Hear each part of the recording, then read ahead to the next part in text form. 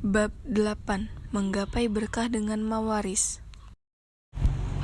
Dalam Islam, warisan merupakan hak yang wajib diterima oleh ahli waris karena ada hubungan kekerabatan maupun perkawinan dengan orang yang telah meninggal dunia. Hak yang wajib diterima oleh ahli waris ada kalanya berwujud harta nyata dan ada kalanya berupa harta yang dihutang si mayit. Misalnya, ada seorang ahli waris memiliki hak waris sebanyak 1/2 atau setengah. Hak itu wajib diterimanya dari si mayit, baik berupa harta warisan maupun tagihan utang yang wajib dibayar.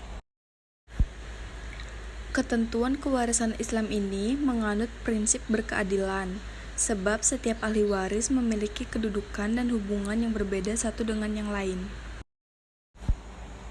Jadi, hukum kewarisan Islam mengatur perbedaan hak kewarisan itu sangat masuk akal, berdasarkan perbedaan hubungan kekerabatan dalam keluarga dan peran yang dimiliki masing-masing anggota keluarganya.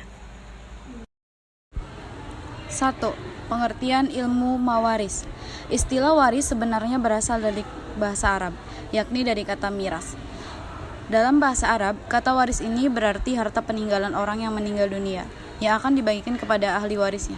Ilmu yang berkaitan dengan masalah pewarisan disebut dengan ilmu mawaris, yang lebih dikenal dengan istilah ilmu faraid. Syariat Islam sudah mengatur bagian harta pusaka warisan orang yang meninggal karena harta memainkan peranan yang besar di dalam kehidupan manusia dan menjamin keutuhan tanahan sosial ekonomi sebuah masyarakat. Harta pusaka menurut perspektif Islam meliputi semua harta. Oleh karena itu, untuk menghindari adanya perselisihan di antara ahli waris, Islam telah menetapkan bagian masing-masing pihak. Pada zaman jahiliyah, yakni sebelum datangnya ajaran Islam, kaum perempuan baik istri, ibu atau kerabat perempuan yang lain tidak mendapatkan hak dalam pembagian harta pusaka. Harta waris hanya dibagikan di kalangan kaum lelaki saja, demikian juga hanya dengan anak-anak yang belum baligh. Mereka tidak mendapatkan hak dalam pembagian harta pusaka. Penyebab tidak diberinya kaum perempuan dan anak-anak dalam pembagian harta warisan karena mereka tidak mampu untuk berperang dan tidak berupaya untuk melindungi kaum keluarga dari ancaman musuh. Ini disebabkan masyarakat Arab jahiliyah saat itu masih hidup dengan sistem kesukuan dan sangat gemar melakukan peperangan. Lantaran sikap gemar berperang inilah masyarakat Arab jahiliyah amat bergantung pada kaum lelaki yang gagah perkasa untuk melindungi kaum keluarga dan sukunya. Berdasarkan faktor-faktor tersebut, lahirnya satu sistem waris yang hanya mengutamakan kaum lelaki yang dianggap sebagai benteng suatu suku. Sementara kaum lemah seperti perempuan dan anak-anak tidak diberikan hak dalam pembagian harta pusaka karena mereka dianggap tidak mampu untuk melindungi suku dan justru harus mendapatkan perlindungan. Cara yang diambil Islam untuk mengganti hukum waris jahiliyah adalah secara bertahap. Langkah pertama, mereka dibiarkan dengan sistem waris jahiliyah. Ketika Rasulullah SAW berhijrah ke Madinah, di sanalah baginda membina sebuah masyarakat yang berpegang teguh pada nilai-nilai agama dan akhlak. Rasulullah bermensaudarakan golongan Ansar dan Mujahirin dan menjadikan persaudaraan mereka sebagai salah satu sebab warisan. Hukum warisan yang ditetapkan ketika itu hanya bertumpu di kalangan orang-orang Islam Madinah, sehingga kaum muslim yang tidak ikut hijrah masih tinggal di Mekah tidak dibolehkan mewarisi harta mereka yang berhijrah. Hukum waris tersebut berlaku secara bertahap sampai akhirnya menjadi aturan yang utuh. 2. Ahli waris. Dalam ayat Al-Quran disebutkan beberapa penjelasan tentang pembagian jatah harta warisan bagi ahli waris. Di antara ayat yang membicarakan hal tersebut adalah firman Allah Subhanahu wa taala dalam surat An-Nisa ayat 11 dan 12 berikut. A'udzubillahi minasyaitonirrajim. Bismillahirrahmanirrahim. Yusikumullahu fi auladikum lizzakari mislu hazzil unsayain. Fa in kunna nisa'an fawqasnataini falahunna sulusa ma tarok. Wa in kanat wahidatan falahan nis. Wali abawaihi likulli wahidin minhum as-sudusu mimma taraka in kana lahu walad. Fa illam yakul lahu waladu wa warisahu abawahu fali ummihis sulus. Fa in kana lahu ikhwatun fali ummihis sudusu mim ba'di wasyiyati yushi biha audain. abaukum wa abnaukum la tadruna ayyahum aqrabu lakum naf'a faridatam minallah innallaha kana aliman hakima. Surat An-Nisa ayat 12. Bismillahirrahmanirrahim. Walakum nisfu ma taraka azwajukum illam yakul lahunna waladun fa in kana lahunna waladun falakum radduhu mimma tarakna min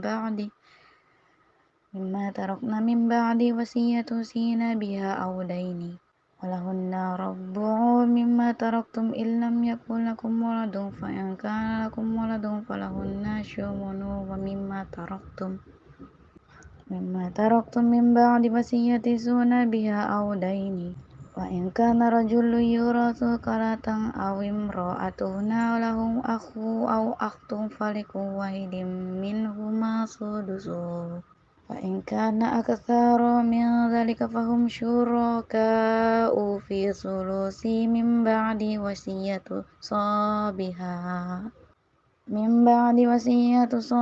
aw daini khairu mudarin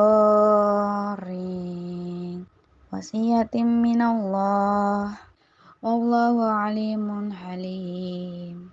Shadaqallahul azim.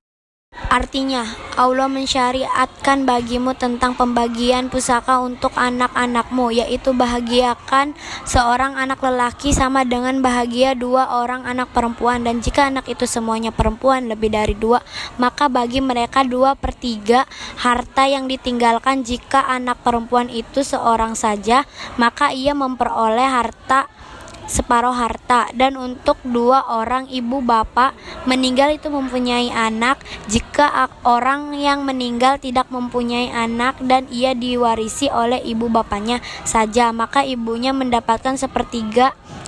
Yang meninggalkan itu mempunyai beberapa saudara, maka ibunya mendapatkan 1/6. Pembagian-pembagian tersebut di atas sesudah dipenuhi wasiat yang ia buat dan atau sesudah dibayar hutangnya.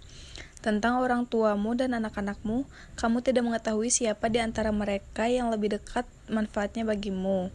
Ini adalah ketetapan dari Allah. Sesungguhnya Allah Maha mengetahui lagi Maha bijaksana. Dan bagimu suami-suami 1/2 dari harta yang ditinggalkan oleh istri-istrimu jika mereka tidak mempunyai anak. Jika istri-istrimu itu mempunyai anak, maka kamu mendapat 1/4 dari harta yang ditinggalkannya, sesudah dipenuhi wasiat yang mereka buat dan atau sesudah dibayar hutangnya. Para istri memperoleh 1/4 harta yang kamu tinggalkan jika kamu tidak mempunyai anak.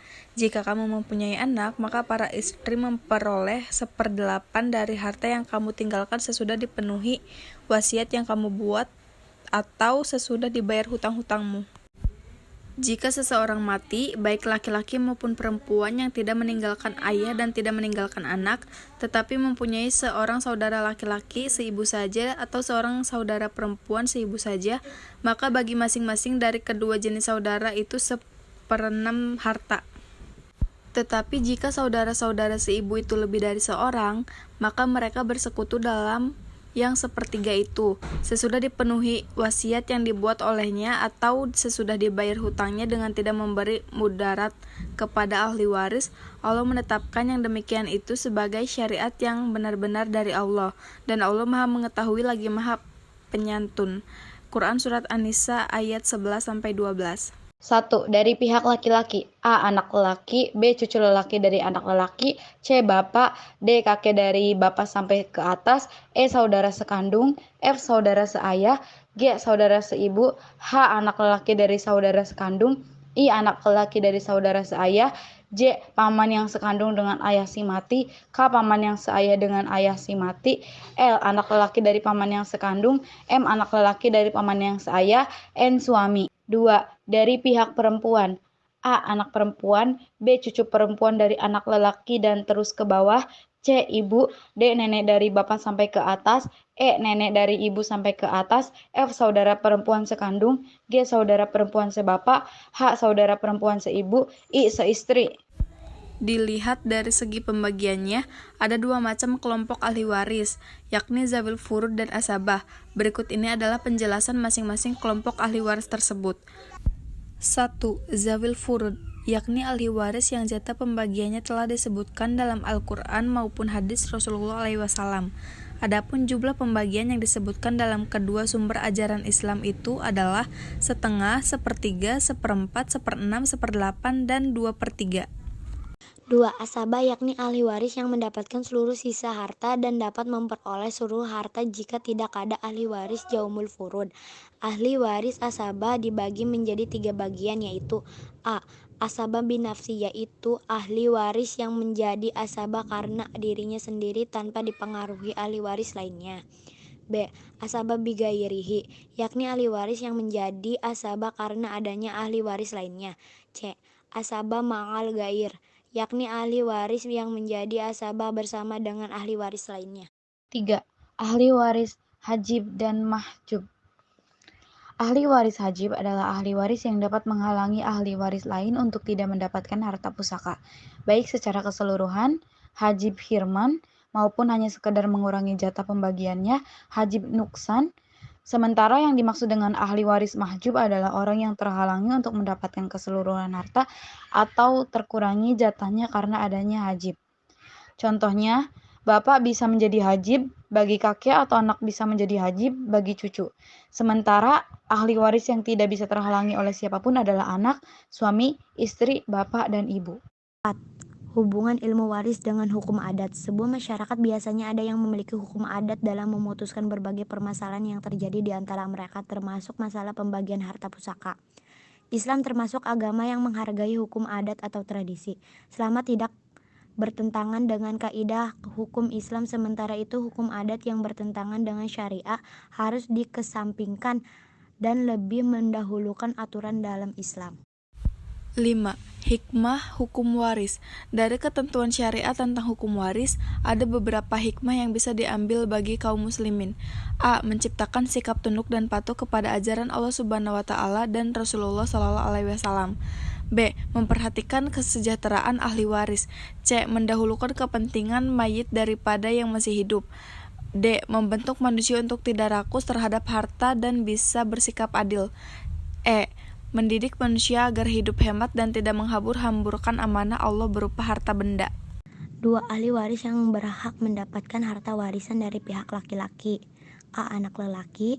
B. Cucu lelaki dari anak lelaki. C. Bapak. D. Kakek dari bapak sampai ke atas. E. Saudara sekandung. F. Saudara seayah. G. Saudara seibu. H. Anak lelaki dari saudara sekandung. I. Anak lelaki dari saudara seayah. J. Paman yang sekandung dengan ayah si mati. K. Paman yang seayah dengan ayah si mati. L. Anak lelaki dari paman yang sekandung. M. Anak lelaki dari paman yang seayah. N. Suami.